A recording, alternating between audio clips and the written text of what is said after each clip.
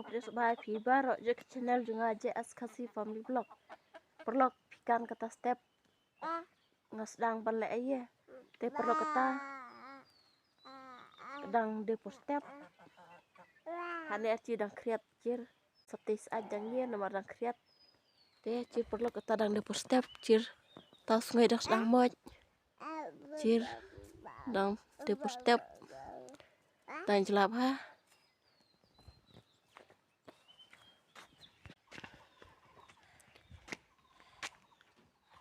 Perlo kata lep thadijan cir tawijan.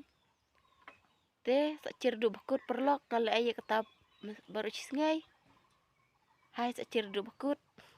Ngasa penjipi ngali aye. Kata ngongan ite ding belang. Cir lade kata lade port nyobaje. Ngamudi yung di teng habdi te cuai belang. Te sakcir ngadi ano. Perlo kata cile enak lohtai.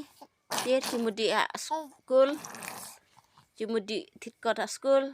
Cir kata cile lohtai. Kata ngeliwan la a school. Ngeliwan la cung cir ngadi a school ta.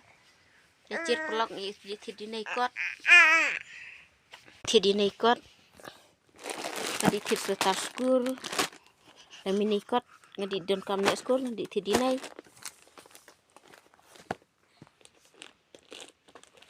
Perlu ketangan pam lokat, cir pamanewat.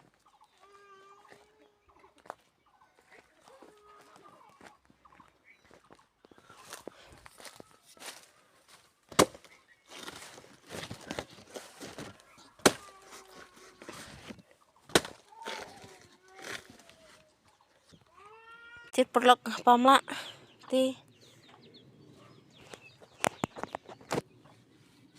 pam la dengan ket ini.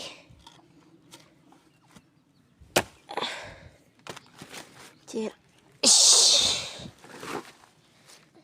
ti jabala cunyon ka jabala nai cir nai loy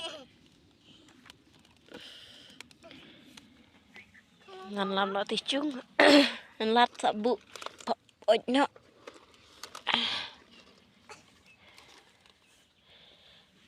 piong kaj ayen nai saya tu dangang kare ong kaj ayen nai saya tu piong kaj ayen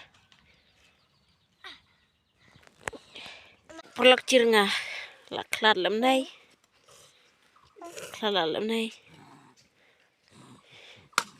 sa thep no te bersih cok loj mak penting nai cir ti bersih ti mana bersih la thep no te bersih kariar pak thep no bersih cuman buat ti cung cok oj perlo kata la de perjenmit ngadep saya itir de pendap la cijar wah cuy anai duna ngamudi sajan minta en umrat teng ladu sajan te kata perlok nade yung im chenong yunga subha sa subscribe bat sa cirlot iki video nga basa muat bye bye perlok.